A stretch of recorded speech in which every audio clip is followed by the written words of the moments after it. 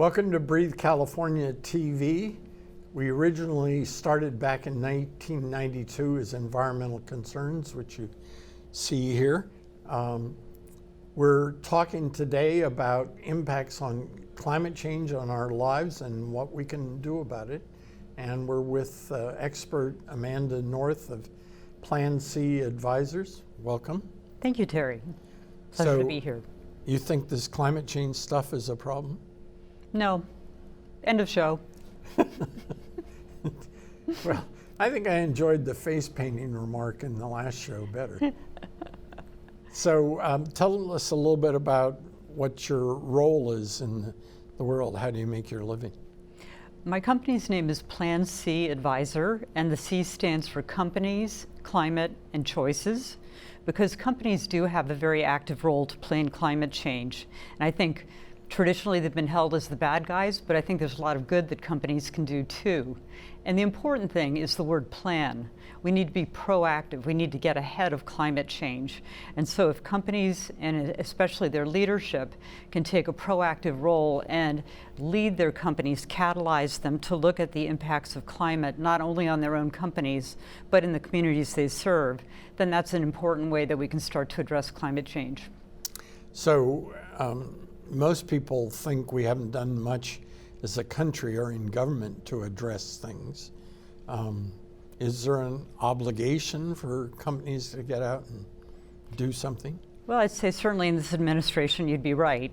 And so the initiative has to be even more so on business and on subnational governments than ever before. Ideally, there should be a partnership between business and have a policy framework that supports them.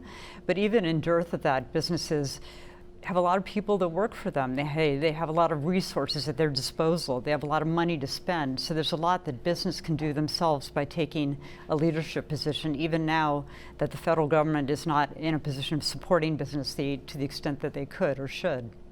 So companies like to think, and their shareholders and boards of directors especially, that they're here to make money. Can you convert the need to make climate changes, things that the companies ought to do different, into money for the company? I don't think there's anything antithetical between doing things that are good for the climate, good for the planet, and making money at the same time. I think that companies need to look carefully at their practices and their ways they become more efficient, which actually impacts positively their bottom line. They can change some of the materials they use so they can be less carbon intensive, which is good for the planet, again, probably saves money too. And they can mitigate their risks so they have less potential of downside through damage. But on the flip side, they also have a lot of opportunities to provide new goods and services that create new revenue flows by being innovative. So there are all kinds of opportunities to take climate change and look at it in a new way and be innovative and progressive around it too. So expand on it a little bit. What kind of things are going to increase the bottom line, particularly in terms of products that help address climate change as a problem? Well, I'll give you an example of a company that I think we're probably all familiar with, or probably used ourselves or with our own kids. Do you remember those little bricks called Legos? Probably used them a zillion times, yeah. Probably have them still in the cracks in your sofa. I'm still amazed that still they have them. A Disneyland just for Legos. So onward. And a great company, and they realized that they're made of plastic historically, and they are concerned about the carbon that is used to create the plastics that are involved in those bricks. They also know that they're serving an audience that's very conservative about climate because by nature it's parents and their kids. They want the world to look better for their kids going forward. So they decided to do an examination of their materials and to see if there was any substitute they could use for plastics. So, in fact, they're converting over to entire plant base for those bricks. So, in the course of 1 to 2 years, the plastics are going to be completely phased out, and they'll use plant material to create the same bricks. So, there's a great example of a company turning something that was potentially very negative for them, and by being proactive, it's created a differentiation. They've won incredibly goodwill in the eyes of their audiences, and they're probably going to sell a lot of those plant-based bricks. That is great. So getting ready for this, you and I discussed that Levi's had taken some actions.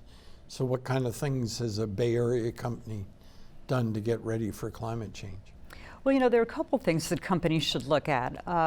First of all, you look at your own operations. And so you say, how can we be more efficient in our own use of energy, in our own use of material? And a lot of companies have done that through sustainability groups that they have inside. But the next step is, what kind of energy inputs do we use right now, and where does that come from? And many companies are of a scale that they can make choices about the type of electricity and where it's generated. And a lot are voting to make sure that it's green sources of electricity. They're coming from wind and solar, geothermal, and other similar sources, not fossil fuel-based sources. And the third piece is really the extension of the company into its supply chain. So many large companies that do businesses around the world can have a dialogue with their suppliers and say, we really want to make sure that all the efforts we're making are reflected in what you do too. So they can exert some pressure on them to change the way they do business. And so you see a ripple effect of all of this going on. So those are some of the things that the companies can do to really look at their operations overall. But the most important thing they can do is to look at their carbon footprint. Carbon is the most significant factor in climate change and causing all the atmospheric changes that we see hitting us now. So if we can reduce the amount of carbon that's being emitted, and maybe even try to sequester some of that carbon now through planting trees, other forms of carbon sequestration, that's a way of slowing down or maybe even reversing the effects of climate change.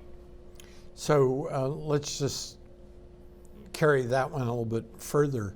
Santa Clara County Board of Supervisors voted that we're in an international worldwide climate change emergency on August 27th.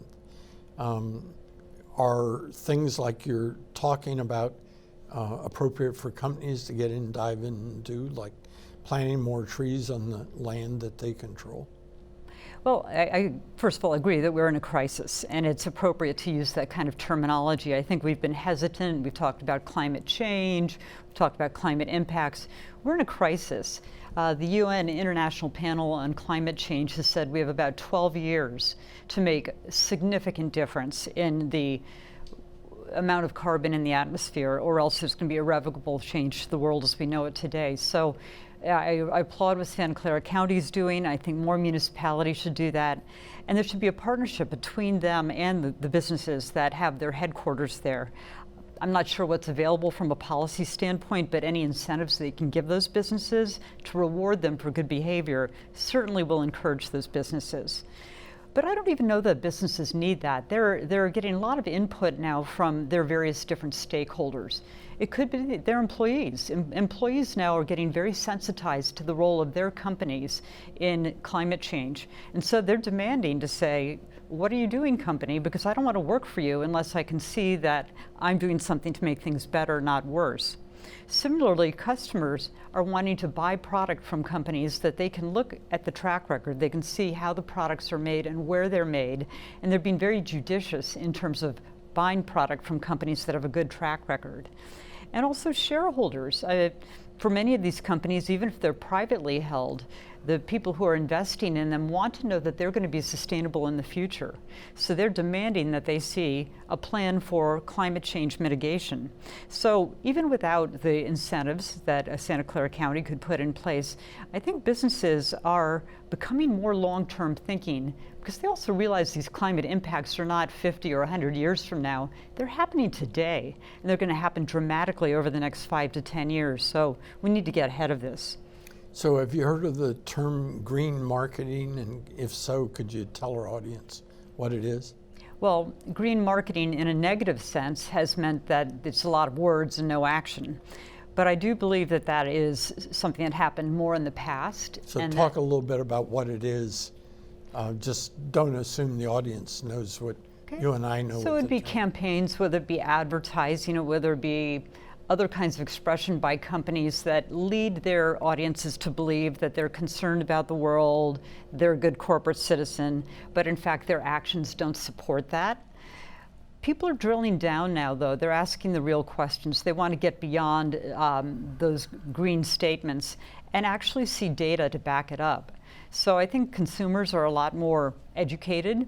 employees are as well. These are critical concerns, particularly amongst the younger audiences. So they're pushing against things that might appear to be greenwashing and saying, show me the real action that's behind that. And we want to be involved in it. Don't just show it to me, but we want to be on that sustainability team. We want to ourselves be engaged in what the solution is. So your response initially made it sound like green marketing has a bad name. So how do you convince a company to get involved and start producing products in a less disastrous from a climate change? Well, I think standpoint? greenwashing has had negative connotations. There's nothing wrong with communicating authentically about what you're doing well, and companies should. If they are doing things that are authentically different and better than the peers in their industry, they need to let people know about it because people want that information. They want to make informed decisions. They want to be able to work for the companies that do things purposefully, and they want to consume products from companies that do it the right way as well. So it's not really a problem with communication. On a disclosure standpoint, the SEC and other financial institutions are mandating disclosures around this. And it's still a little bit nebulous, but so they kind of got to prove the statements that yeah, they're but making. for a publicly held company, you absolutely do. There are SEC requirements that you do this.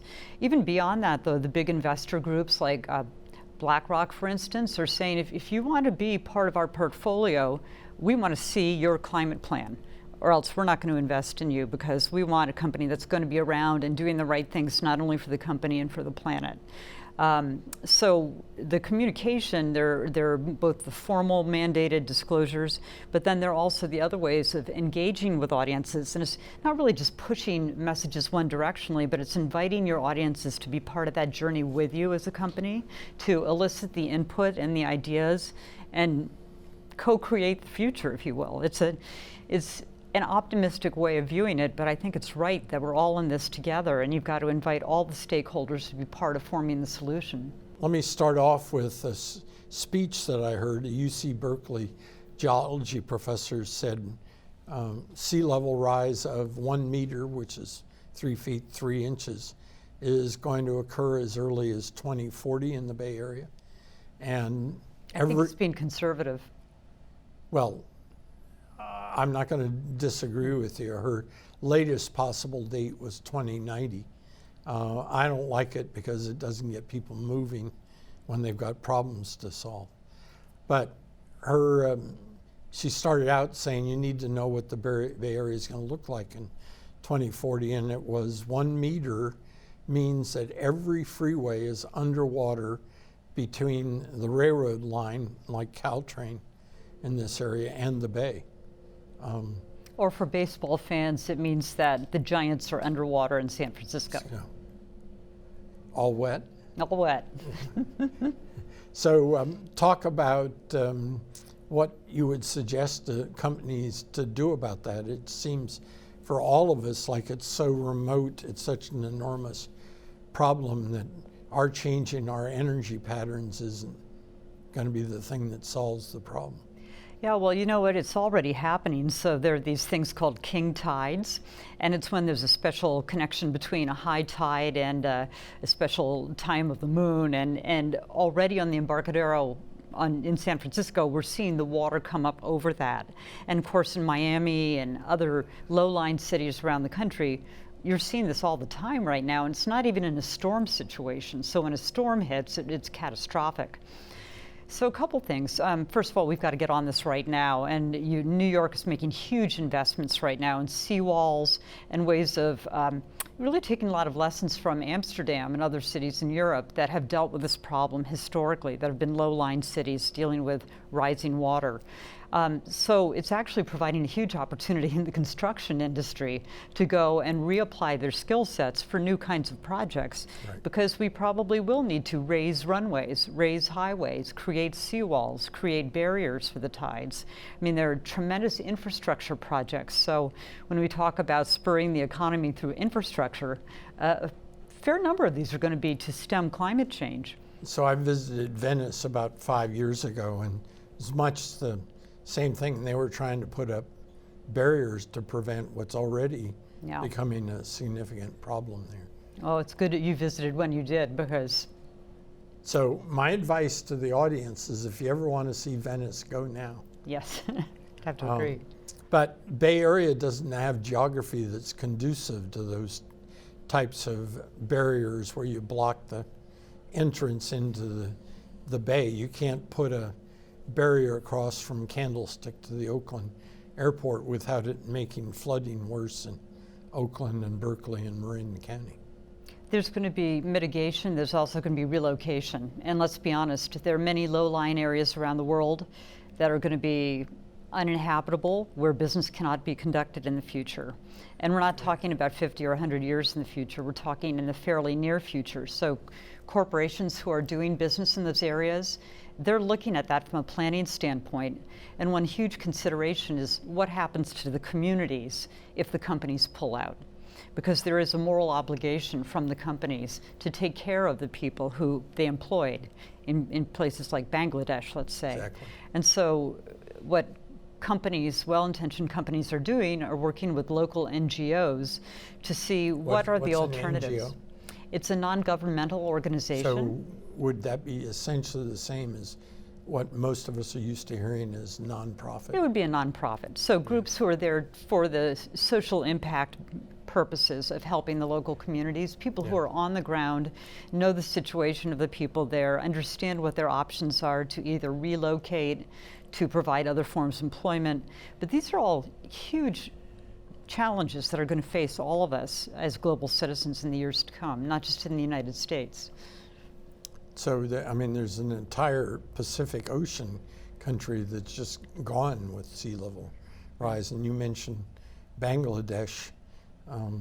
So we add all of that up, the amount of distress that immigrant movement has caused in Europe's mind-boggling. And Right. I can just imagine with all of the sea level rise how much distress there's going to be over all the new people trying to move into spots where they're not necessarily whether wanted. it's sea level rise or whether it's because the heat levels become uninhabitable, whether drought is going to restrict crops. So that's a lot of the migration right now coming from Central America, which is misunderstood. A certain amount of it is because of gang violence and so forth, but a lot of it is because certain crops that they used to depend on can no longer be farmed in places like Guatemala and Nicaragua. They need to eat, they need to survive. They don't want to leave their countries, but they're forced to move somewhere else so they can grow crops and form a livelihood. So we're seeing the tip of the iceberg right now. And immigration policy is going to have to change. Yeah, it's absolutely amazing. I don't want to make it sound trivial, but we can already prove that those crop changes are occurring if we're not smart enough to figure out what's happening in Honduras or Guatemala. But the easy way is that the best wine growing areas are moving north. So Oregon, Washington are getting They're it. going to be the beneficiaries. England has over 1,000 wineries now, and they're winning the prizes for best wines when everybody in France That's right. would have had the giggles over it, just a few years ago. Well, this is why at the government level, climate change is considered one of the big national security risks, because we understand that these kinds of changes drive political discord in countries. And part of the reason Syria is such a mess as it is, and the Arab Spring occurred a number of years ago, was because of starvation, people needing income from crops, needing food to eat. And if you don't have those basic things, that there's going to be political upheaval. So whether people are immigrating to find food or because they're in a horrible war situation, one way or another, there are going to be massive migrations of people throughout the world. So here's your chance for a free plug. With all of these problems, what can Plan C Advisor do to help a company that wants to make a difference? The area we're focusing on is the leadership of these companies. So it's the board of directors, it's the C-suite executives, because they need to be the ones to activate their companies to make changes. It starts from the top. It starts with inspired leadership. And part of the problem has been that the issue of climate change is so complex, and there are many terrific climate scientists and experts. The problem is it's so detailed in the information, and it hasn't really been geared towards business to help business leaders inform the decisions they need to make. So our role as Plan C is to almost be translators of that information without dumbing it down, but to really focus on the issues that are most important to the business leaders, to help them focus on what they need to do to take the next steps and the investments they need to make, and also the opportunities, if they do it right, to create differentiation, drive innovation, new products and services. So we believe that part of the problem has been that there are very good people in companies now who are looking at climate change, but often they're siloed into particular units. They haven't been across the organization. In many cases, they haven't received the attention they need from the senior level. Many boards of directors and C-suite executives know that cybersecurity is a huge issue. But it started the same way that climate change has started, where it would be an individual attack here and there that they would plug and they would make sure it was fixed. But then it kept going, and they realized it was a systemic issue and they needed to treat it strategically and across their entire enterprise. Well, we firmly believe that climate is going to be the same thing, and what is viewed now as an individual severe weather impact, well, guess what? Another 100-year flood is going to happen tomorrow. It's not 100 years, it's tomorrow. And companies are going to realize this is the same order of magnitude, at least, as cyber has been, and to start dealing with it on a strategic, enterprise-wide level. And it really is the board of directors who are being looked at for this. Their role is changing to become more strategists, to become more idea generators, and really take on the mantle of leadership for their companies. That's why that is our audience, our focus. Well, your point is extremely well taken. I like the analogy with cybersecurity, because any company that's not worried about how to protect its data is just asking for trouble. So here in San Jose, we've had flooding recently that fits the patterns you're talking about, where an area that was annexed to the city about 30 years ago, Alviso, is below sea level. So it's not going to be able to take much in the way of increases. It's pretty serious. So let me ask a different question. A lot of educated people are like me, I think, that don't think that the boards of directors make much difference, that they just turn things over to the CEO and let them do what they want. Can an individual director make enough noise to get the company to move? I'd like to say things are changing a lot in terms of the expectation of boards and even the makeup of boards of directors. Diversity is a central theme now, and so many new perspectives and areas of expertise are coming onto boards. I think they're also being asked to think longer term. Their investors are realizing that taking this quarterly approach isn't going to address some of the big problems that we have. And if they want to invest in companies that are going to be successful 5, 10, 20 years out, they have to look at things differently and more strategically.